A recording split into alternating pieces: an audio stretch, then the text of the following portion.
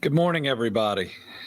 This is day 7 in search and rescue and ultimate recovery from the most devastating flooding event our state has ever seen.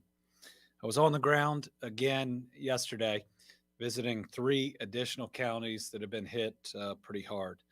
We started in Pikeville, where their distribution center to help people is, unsurprisingly, in one of our public schools. This is Shelby Valley Elementary School, and pretty amazing to see the number of people who have come out to support their neighbors and their friends in their community. We had the girls' basketball team, the football team, both there putting water in people's cars, making sure everybody had a hot meal. Pike County has a lot of damage. Thankfully, Pike County has not lost any of their people at this point. We had just learned as we got there that Pike County also now qualifies for individual assistance. We'll mention in a minute, they'd been granted for 5 counties up front.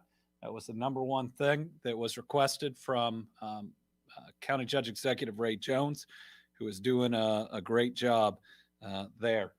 Got a chance to get a quick briefing from their emergency management, magistrates, everybody, local leaders there, Reed Atkins, superintendent, Sheriff Scott over there. Appreciate their great leadership and work. Most of, if not all of Pike County, electricity, water, I've been doing a real good job there. Then we headed down to Floyd County, which was hit really, really hard.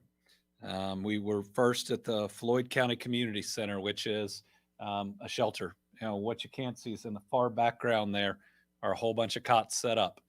And most of the folks that are in there were families sleeping there that had absolutely nothing left.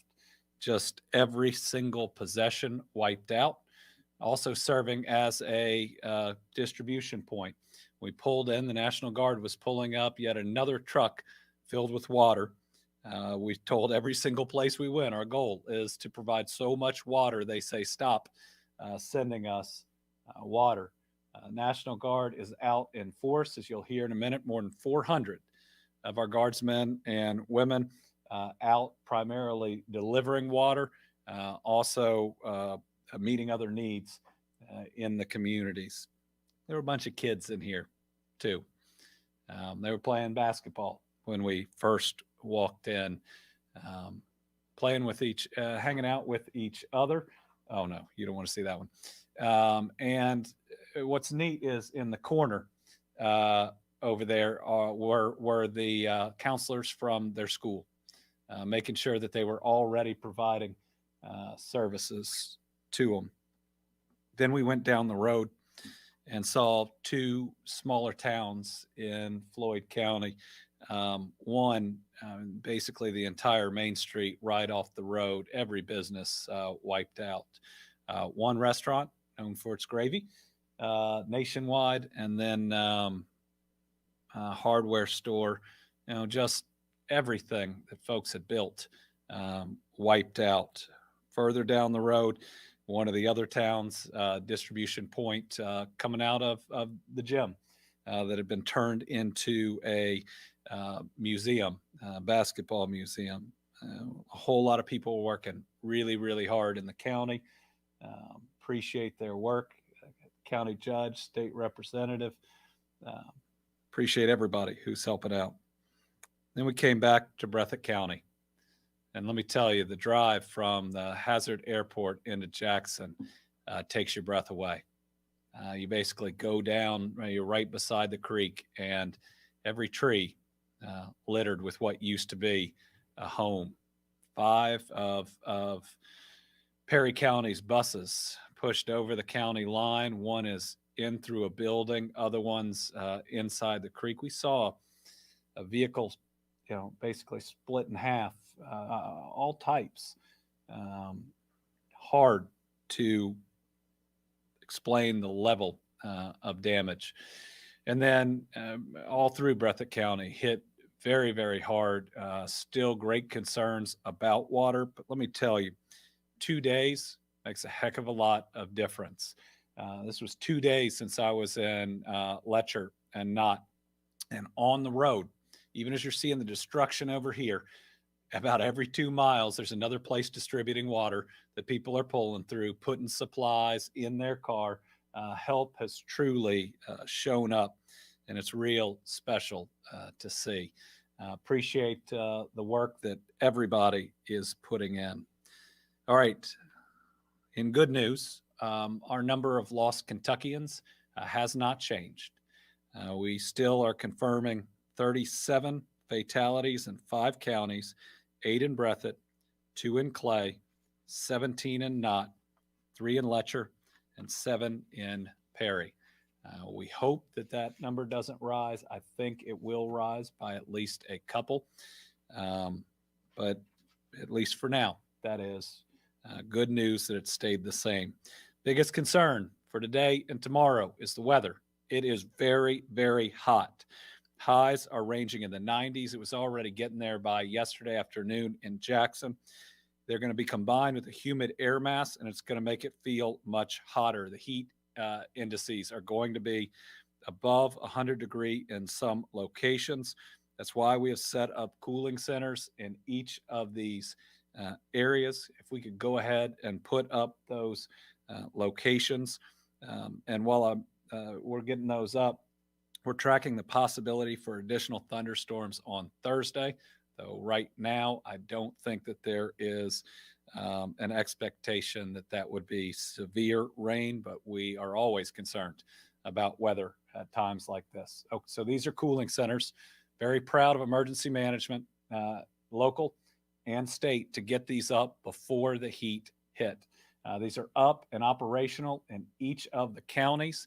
If you don't have power, if you don't have a cool place to be, today and tomorrow is going to get really hot for our seniors, for those with medical conditions, really for everybody. Make sure you take care of yourself. We've already lost at least 37 Kentuckians. We don't want to lose any to what is going to be vicious heat. So Breathitt, Floyd, Johnson, Knott, Letcher, Perry, Pike, Wolf, all have cooling centers that are open right now. Missing persons.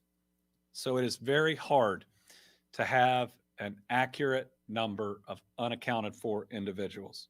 So the number that I'm going to read you is reports into the KSP posts. Following up on those, how many people are left missing, and there be enough concern for a missing person investigation. And that number is 3 right now. Again, we're very concerned for those 3 people. All 3 are females in Breathitt County, but the number doesn't take into account other reporting to local agencies. And we know that there are more folks out there, though, with cell service. Definitely have found a lot more people. Thank you to the Kentucky State Police. Over 1,000 wellness checks, and most of them went incredibly well, which is what we all were praying for. Over 1,300 rescues between the Kentucky National Guard, Tennessee National Guard, West Virginia National Guard. Actually, our National Guard airlifted 2 people that had fevers that were otherwise unreachable just yesterday. They did it in between the time that we left the airport and got back. They had airlifted water earlier that morning. They're doing a phenomenal job, and I'm proud of them. Kentucky State Police have assisted in over 600 water rescues. Fish and Wildlife, over 130 water rescues.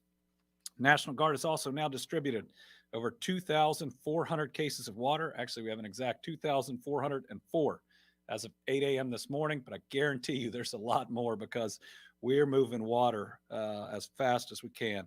65 cases of MREs, those are meals ready to eat, have also gone to the affected counties.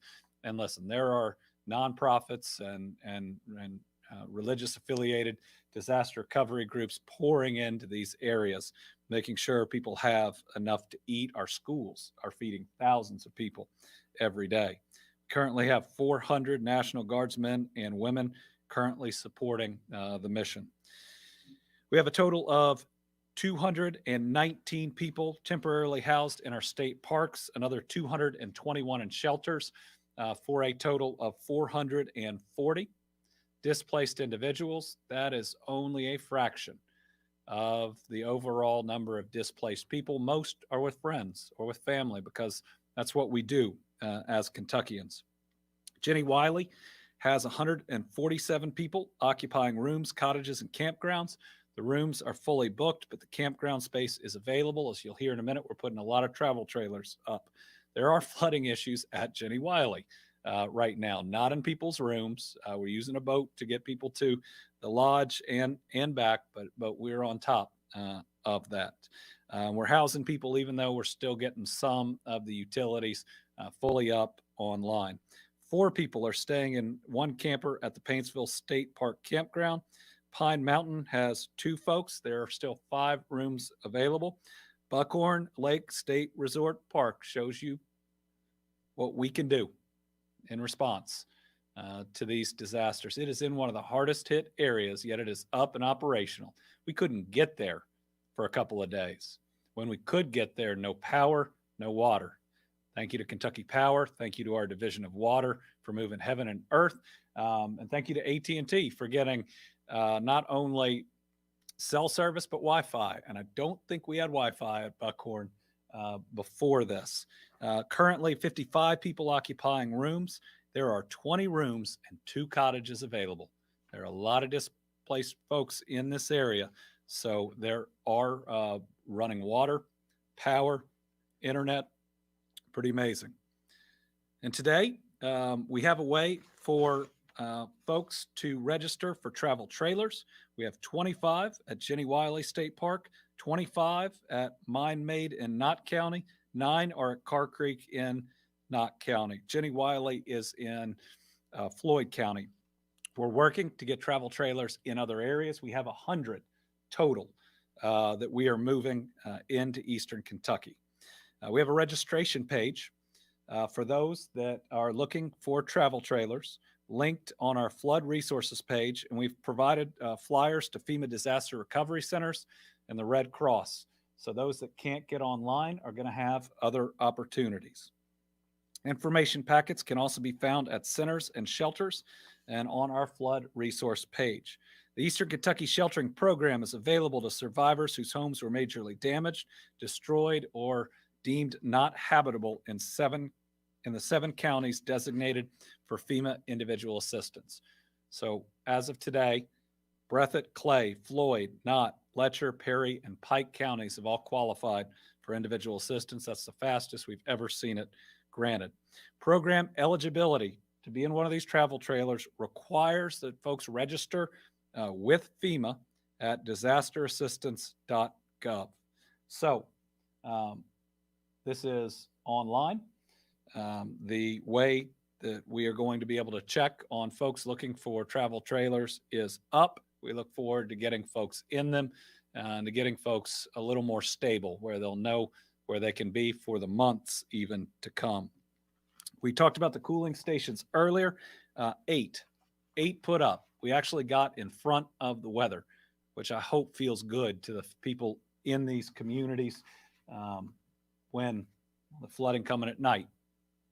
One of the reasons it was so deadly. I actually just had 2 folks from Dawson Springs stop by with an amazing picture of the first bus route when school came back online. They reminded me the tornadoes hit at night too. 10 emergency shelters we talked about. They have 221 people. There are 2 in Letcher, 1 in Perry, 1 in Clay, 1 in Wolf, 1 in Floyd. I'm sorry, there are 3 in Perry, 1 in Knott, and 1 in Leslie. You can find all of those. They're on the screen right here, again, on our website. Let's talk about FEMA. Originally, FEMA had agreed that 5 counties qualified for individual assistance. We asked for more, and we will continue to ask for more. Yesterday, it was approved for Floyd and Pike County. So currently, renters and homeowners in Breathitt, Clay, Floyd, Knott, Letcher, Perry, and Pike who are affected by the severe storms, flooding, and mudslides can apply a number of ways. You can do it online, disasterassistance.gov. You can call the phone number 1 800 621 FEMA, 1 800 621 3362. When applying for assistance, you need to have all your information, including the current number you can be reached, the address, where you are living, where the damage occurred, the address that you are right now, information on your losses, banking information, and any insurance information. But we also have set FEMA centers open and talking to people and helping with claims in the first 5 counties. I know they're working to get them up in the other 2. So if we can put up the FEMA locations in Breathitt County, it is 421 Jet Drive. In Jackson and Clay County, it's their community center. In Knott County, it's their sportsplex. Letcher County, it's their rec center.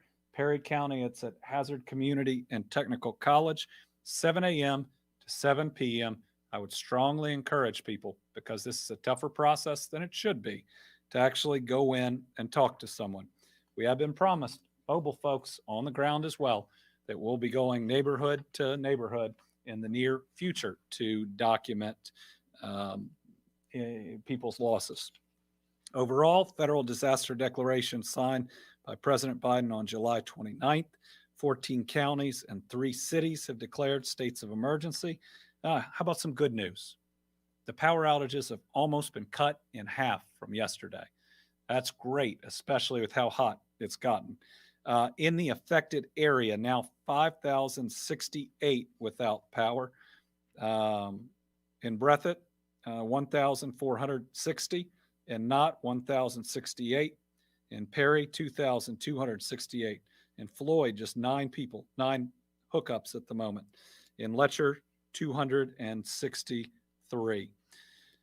No new numbers on water outages, still just over 18,000 service connections without water, 45,600-ish service connections under boiled water advisory, 21 water systems under limited operation due to power outages and storm damage, wastewater system, 1 system not operational, that's in Hazard, 17 wastewater systems under limited operation, 3 wastewater plants experiencing bypass, 13 systems have discharges from portions of their collection center systems. When we look at infrastructure and we look at the massive damage here, roads, bridges just eaten away. And we'll mention bridges in a minute, but the water systems heavily damaged, some wiped out. And it's going to take significant time and significant dollars to restore what was destroyed. Real significant damage to water and wastewater systems. And that's why if you are looking to bring goods to the area, water is the number 1 thing. Cleaning supplies would be the number 2 thing. We're also trying to transport not drinking water, but water that can be used in our hospitals for showers and in our medical clinics. That's going on at the same time. I've been asked by folks, is it just bottled water or jugs of water? They'll take any water in any way. For some, the jugs are helpful because families can take that home. Sometimes you can pack more into a car. Transportation Cabinet is continuing to inspect bridges. There are nearly 1,100 inventoried bridges in the region. 84% of them have been inspected. 21 bridges that have been checked are still impassable. 4 are state bridges, 17 are county bridges. County roads, transportation crews have pretty much gotten the state roads clear. They're helping on the county roads, and crews have come as far away from the Paducah Highway District. Debris removal, we're in this process right now. You have to have a site that we have approval on to take debris. Obviously, before you can engage in widespread debris removal, quotes have gone out, requests for quotes have gone out to dozens of potential vendors for debris removal. The Cabinet's coordinating on this with the Division of Emergency Management and the Army Corps of Engineers. I think we're going to get an estimate of the amount of debris from the Army Corps here in the next several days. I believe it's maybe Friday. It's going to be enormous, but we are on top of the process that's necessary for debris removal. And once we have the private contractors, you will see it, the pace pick up significantly. We've learned lessons from the West. We think we know how to best do it. Once folks are under contract, you will see a major change. Transportation continues to deliver supplies, especially water. They're also delivering equipment, including dump trucks and storage trailers. Replacing licenses, titles, and registrations. Mobile pop-up driver's licensing services will be set up to issue replacement driver's license, permits, and state ID cards for flood victims that are sheltering at Jenny Wiley, Pine Mountain, and Buckhorn state parks. These are one-day visits. Friday, it's going to be at Jenny Wiley. So if you're at Jenny Wiley and you're missing any of these documents, Friday, they're going to be there. Monday at Pine Mountain, Tuesday at Buckhorn. They're going to be open 8 a.m. to 4 p.m. No appointments are needed. Just walk in. There's no charge for any of these replacements. I signed an EO on that for the 13 counties covered by the federal disaster declaration. So this is a wider area than just the ones that are getting individual assistance. Nor is there any charge for replacing titles or registrations for motor vehicles, boats, mobile homes, or ATVs. We'll get those dates and times up on social. It'll get out in our release, and we'll go over it again tomorrow. One evacuation that we hadn't talked about to date because we were successful in a portion of Jackson and then several nursing homes was the Letcher County Jail. Department of Corrections quickly stepped up to help that jail. It is in a basement, and nobody wanted to risk what could have happened there. Due to their experiencing of flooding and a lack of running water, Department of Corrections offered to transport more than 100 inmates from their facility to state prisons. Male inmates were transferred to the Eastern Kentucky Correctional Complex. Female inmates transferred to the Kentucky Correctional Institution for Women. So proud that we were able to get that done, to be proactive, to make sure those folks weren't in danger. Recap of state legal actions. The emergency order declaring the emergency. The emergency order implementing the price gouging prohibition. The emergency order implementing emergency dispensing of pharmaceuticals. We're already seeing that in action, people getting the medicine they need. Transportation, waiving weight and hour limits on trucks so we can get more supplies there faster. Executive order suspending the UI work search and 7-day waiting period requirements. We hope to have information up in the next 24 hours on where unemployment will be. We hope that they are at all the FEMA centers. We're working on one location for all these things, knowing that people need the help. I signed a directive allowing out-of-state electrician licensees to perform work in the affected areas. Today, I did that for HVAC and plumbing as well. That's going to bring more people into the area that can help. Directive allowing a 14-day grace period for electric inspections. We created the Team Eastern Kentucky Flood Relief Fund. Talk about that in a moment. Have requested additional individual assistance for Leslie, McGoffin, Martin, and Owsley. Suspended fees for duplicate driver's license, permits, motor vehicle registrations, and titles. We did a request for FEMA for individual assistance to add Wolfe County to that list as well. So what I mentioned before is a directive to allow HVAC mechanics and plumbers with out-of-state licenses and that are in good standing to perform volunteer work in the area.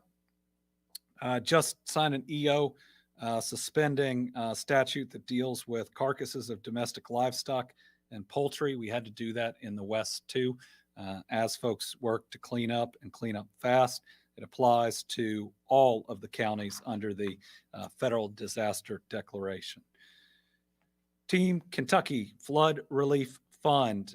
Again, this is, I think, the only fully transparent fund that is audited, that will be subject to legislative oversight. As of today, 21,692 donations, a little over $3 million in it. We're taking zero administrative fees. Every single dime is going to go to these families. The first expenditures from the fund are going to go out, I believe, today. And those are 11 funeral payments for loved ones lost in this flooding. They're going to cover the entire funeral. That's what the funeral homes agree to. No one has to apply. We contact them and the funeral home directly. Nobody has to seek reimbursement for anything. The least we can do is grieve together. And 7 days out, these funerals are about to start. So make sure you're reaching out to your loved ones in the region. If you're in the region, make sure you're leaning on each other. A lot of the grief that we've suppressed these last 7 days, trying to get the mud out and take care of each other when it rained again or it's so hot, that's going to come to the surface. If you need help, ask for it. Remember, it's okay not to be okay. I don't think our brains or our hearts are designed to deal with trauma and loss at this level. Again, you can help by donating to this fund. Team EKY Flood Relief Fund.ky.gov. Every dollar helps. Want to get one note out there. One of the most devastating parts of this flood is that most people's homes are not going to be covered by insurance. A lot of people don't have insurance. Most people don't have flood insurance. It's really expensive. And it's going to be a real challenge in the rebuilding side. But comprehensive auto insurance does cover flood damage. I think this is important because I think a lot of people may assume incorrectly that if they're concerned about insurance for their home, that they also won't have it for their car, and their vehicles strewn all over the place. So folks are going to need transportation, especially in this region. You have to have transportation. So people with comprehensive coverage should contact their insurance agent to file a claim. Again, that's if you have comprehensive coverage. Not everybody has that, but you should check on what type of insurance that you bought and at least follow through on your vehicle to see if you're covered. Kentucky Department of Revenue. This is some new news. Is going to honor the recently announced IRS special tax relief for taxpayers in any area designated by FEMA as qualifying for individual assistance due to flooding. What this does is push back the deadline by which you would have to file your returns. You know, a lot of people, especially those that get W-2, file one return, but in April of each year. But a lot of other people may file quarterly. Some may have had an extension already. So if you are in Breathitt, Clay, Floyd, this list is actually a little bit longer. If you are in the 7 counties that qualify for IA, and we'll go back to see if that might also apply to all in the federal disaster declaration, you'll have until November 15th, 2022 to file tax returns for individual income tax, corporate income tax, because there are a whole bunch of businesses wiped out, and limited liability income tax. Estimated income tax payments due on September 15th, 2022. Again, that's if you pay quarterly, if you're self-employed, if you're running a business, you're allowed an extension until, if it was due in September 15th, it won't be due until November 15th. Payroll withholding filings and payments due between July 26th and November 15th are also eligible for the extension to November 15th. Late filing and payment penalties will be waived for those affected taxpayers seeking relief based on this event.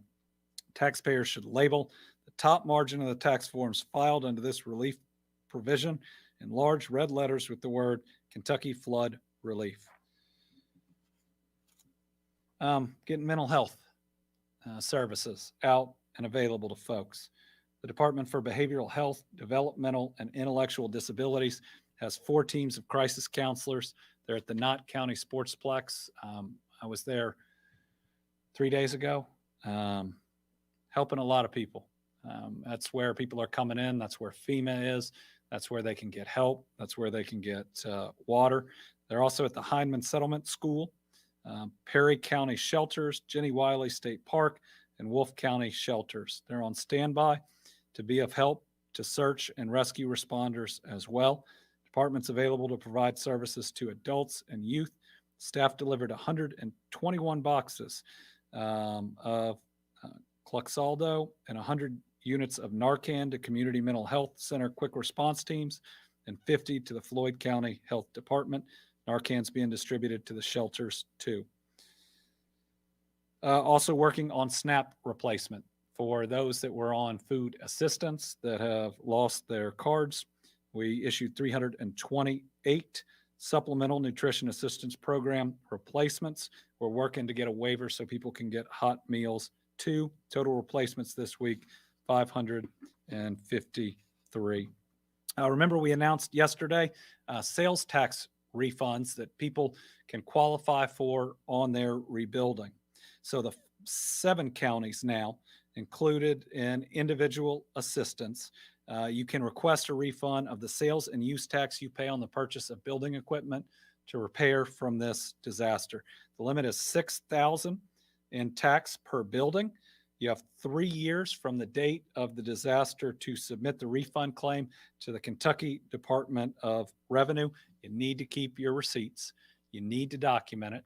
Today, we're getting that information out, not just to shelters. We're going to go to any hardware store that's open too in the region and make sure we've posted this. We need to get this information to people because if ultimately they can get $6,000 back in rebuilding, we want to make sure they get every single penny of it. Also new today, the U.S. Small Business Association, that's what we call the SBA, announced that Floyd and Pike counties are now included as primary counties in the disaster declaration in Eastern Kentucky, and that SBA will open 3 business recovery centers this week. One center opens in Perry County Wednesday, August 3rd, and then in Clay and Letcher counties on Thursday, August 4th. This is a one-on-one assistance for folks for businesses that have been impacted. That's who the SBA helps. And they're going to give one-on-one help to those that would submit a disaster loan application that's related to this flooding. The disaster declaration covers all 7 counties, which were eligible for individual assistance as well as the physical and economic injury, as long as public assistance, and those counties are eligible for both physical and economic injury disaster loans from the SBA. Small businesses and most nonprofits in the adjacent counties are also eligible, but only for economic injury disaster loans. So counties that can do that are Bell, Harlan, Jackson, Johnson, Knox, Laurel, Lee, Leslie, Magoffin, Martin, Owsley, and Wolfe. In Kentucky, they approved 3 in Virginia and 1 in West Virginia. So again, up on the screen is where the SBA is opening their first 3 locations. I'm glad that they are physically on the ground. They'll be opening more locations as it goes. The first one opens Wednesday, and the next 2 open Thursday.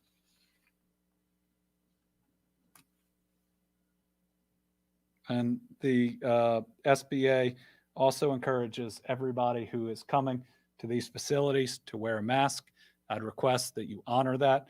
Due to COVID-19, they don't want to lose the people they have on the ground that could prevent or delay the services that you get. So please, if you're willing to do that, that means the person behind you and the person behind them and the person coming in the days after that are going to have somebody they can talk to as well.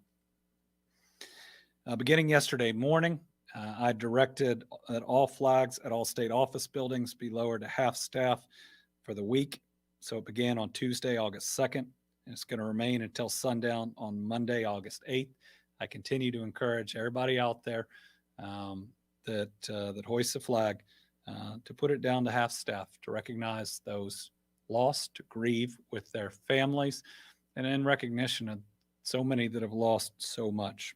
We're also lighting the governor's mansion green. It's the color of compassion. We did it for each other for more than a year in the height of the pandemic. Let's do it for the people of Eastern Kentucky right now. All right. With that, we'll open it up to questions. We've got 2 reporters in person and 4 virtually. So, Carolina. Governor, when it comes to the water infrastructure damage, can you elaborate a little more on the significance of that? Are we talking about people potentially being without water access for weeks, for months? Yes. So the damage varies significantly. First, a whole lot of it's back up, which is a miracle and a huge credit to the water folks in each of these communities. It is amazing how quickly much of Letcher got their water back. Just incredible. And let me say that for power too. People are working incredibly hard.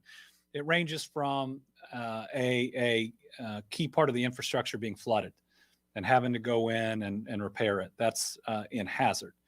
But then you go up to Buckhorn, and some of it's just wiped out. I mean, the pipes, everything gone. And so it's going to range. Some may get it in days, some may get it in weeks, and some areas it may even be months until we are able to fully repair that infrastructure. It's going to be important that we do a fund similar to the SAFE Act fund in Western Kentucky so that we as state government can help with those costs, because otherwise they're going to go to ratepayers. So people who just lost everything that are rebuilding would have their water rates just skyrocket in what it would cost. But we're going to be, we got water crews from all over the state coming in. You know, the water crew from the city of Marion was about ready to dispatch to help in Eastern Kentucky, and they're still under an emergency themselves. Pretty special, but we're going to be giving updates on water for months to come. Anna? Yes, Governor. Question about public health. You already mentioned how the SBA is asking that people wear masks when they come into their support centers. Have there been, processes in place in the affected counties to make sure that people are being able to get Tdap vaccinations? Kind of essential when you're dealing with water. Tetanus shots. Origin. We have both public health and a ton of clinics, pharmacists, et cetera, in these areas working really hard. We're working to supply a lot of them with water right now so that they can continue their good work. Just talk to my friend who runs primary care center in Hazard about what their needs are, and we're going to get them met. I saw a couple the other day. They were driving out of a Floyd County area, really hard hit. I was talking to them. They said, we lost it all, but we're blessed we're here, and we're going to get our tetanus shot. So people need to take care of themselves during this. They need to get vaccinated for a lot of things, and including COVID if they're not, because being in a congregate shelter. But very proud of our health departments, very proud of our nurses and others that are out there. I ran into so many nurses that were, off. They'd worked, they'd gotten off, and they went to one of the shelters, and they were sorting clothes if that's the thing that was there to do. They and our educators out in force, like they always are. All right, now we'll go to the other LATEC. Tom. Thank you, Governor. And hi, Anna. How you doing? Well, as you've mentioned here several occasions during this, disasters like this bring out the best in people, but it also brings out the worst. So I was wondering if you'd had any count on looting and scams that have been perpetrated during this. Don't have a specific count, but I can say that Kentucky State Police, working with the National Guard, as well as local authorities, significantly increased their presence, and we believe has had a significant impact and therefore a reduction on looting. To loot, to steal, and to take from people who've lost everything is the worst of humanity. And it's hard to believe that someone would be or go so low as to do that. The same scamming. These folks don't have any money, and to take what little they do is horrendous. We will not allow it. Law enforcement will catch and prosecute any looters to the fullest extent of the law. And listen, if you know our state and our folks, maybe you're lucky if it's the law enforcement that finds you, if you're willing to stoop that low. Karen Czar. Good afternoon, Governor, and thank you, Virginia. Governor, you brought up several times over the last several days about mental health, and I know being down there, we've seen all the assistance with the therapy dogs, the people, the professionals that people can talk with, but that's great while this is happening, but what's the plan moving forward, say a month from now, 6 months from now, to make sure these people can have, can help themselves? Thank you. It's an important need we're going to have to fill, and the answer is we're working on it. We still got people in congregate shelters. We still have some folks that, because their private bridge to their property was wiped out, are stranded. We're still very much in the let's find everybody. Let's get a roof over their head. Let's get them the meals that they need. Having to airlift 2 people with fevers from yesterday shows you just where we are. So our goal right now is to have mental health resources in each of the major places where people are, to also talk about it, to reduce or eliminate any stigma, to make sure our first responders, especially those that are finding bodies, are able to talk to somebody too, that we look out after them while they're looking out after us. I know moving forward, schools will be one area that we can focus on. That was one of the major things we did after the tornadoes, but you're right, there's going to need to be a comprehensive community-wide plan. Admittedly, we're still looking for everybody, trying to take care of them right now. But as we are looking at recovery, that'll be an ongoing mission. John Cheeves. Thank you, Governor. You had mentioned the state of Kentucky helping with the local water districts to rebuild so that local ratepayers don't face, ridiculous expenses going down the road. The state of Kentucky, as you know, we have a $2.7 billion rainy day fund. Has there been any thought of bringing in the legislature into a special session in the next month, 2 months, for the sole purpose of having a relief package for Eastern Kentucky to spend some of that money to help local governments, nonprofits, whomever? Because otherwise it's not going to be until this winter, 6 months from now, the lawmakers come back in and could help craft such a package. Thank you, sir. Yes, there have been thoughts about that. Legislators from the region have brought it up. We are very open to it. In fact, I think it's going to be needed. We've just been trying to, again, find everybody, account for everybody, have a cooling center, deal with the rain that's coming. But we're working on it right now. And we've only heard strong willingness from our legislators, both from the region and outside of it. I anticipate that's something that we'll need and that we will work out ahead of any special session, because you're right, we're going to need a package like the SAFE Act was, and we're going to need it in the months to come, if not sooner than that. Counties are already contracting.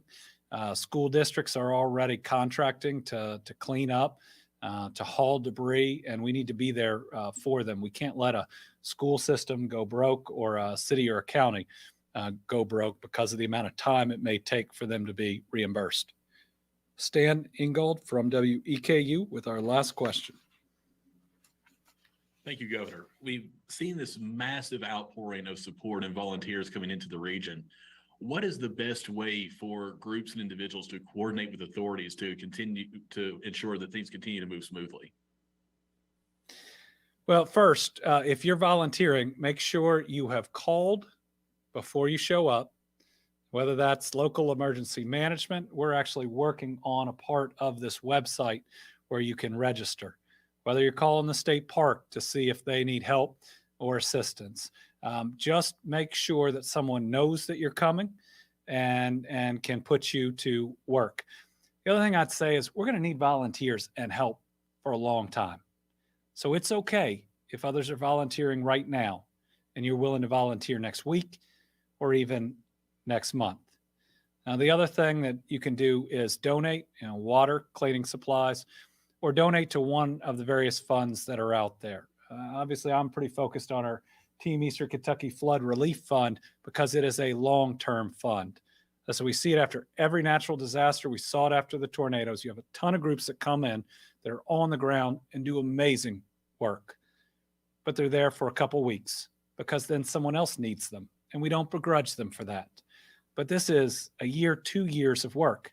We're still paying out dollars from the Western Kentucky Tornado Relief Fund right now. I think 2.1 million's gone out to farmers for the challenges they faced 6 months after this. We've got $16 million from that fund going to build 300 homes. That happens 5 to 6 months after. So we'll also be reaching out to the other nonprofits, especially those based here in Kentucky, to make sure we're being thoughtful about having long-term support for these families. And I mean, these families have really lost everything. And it's hard, maybe if you haven't seen it, but it's hard for a lot of people maybe to even understand how bad it is. Imagine scratching and clawing for 10, 15 years to be able to have something you call a home, but it's not insured and it's wiped out, as is every other thing that you own. After all that work that you put in, maybe for your family, you're suddenly just there with the clothes on your back without an insurance company that's going to come in and say, we're going to help you rebuild. Some of these properties can't even get to because that access bridge that they bought the property with is gone. And people wondering, how are we ever going to recover from this? Whole neighborhoods gone, cars gone. Do check though on the comprehensive auto insurance. It is, repairing these lives is going to be challenging, but we're up for it. We didn't get through 2.5 years of a pandemic without being tough. So we are going to be creative. We're going to continue to work with folks, but going back to the question, people are going to need a lot of help. We're going to need more resources than have come in to this fund right now, 4 or 5 months from now. These are proud, hardworking folks that have just lost it all. And I think the least we can do as human beings, as people of faith and values, is to give and do what we can to get them back on their feet. I want to end just by saying thank you to everybody out there that is working. I know you're tired, so am I. If you're on the ground there, thank you for everything you've been doing. Do take care of yourself. Make sure you get some rest in this heat. Make sure you take breaks. I can understand wanting to be strong and just push through all of it. But we need you, and we're going to need you tomorrow, and we're going to need you the day after that. So when you need a break today, when you need some time for yourself, make sure you take it. And everybody out there, remember to lean on each other, to breathe when you need to, and we'll get through this. But the only way we get through it is together, not just in Eastern Kentucky, all of Kentucky, every single one of us. Thank you.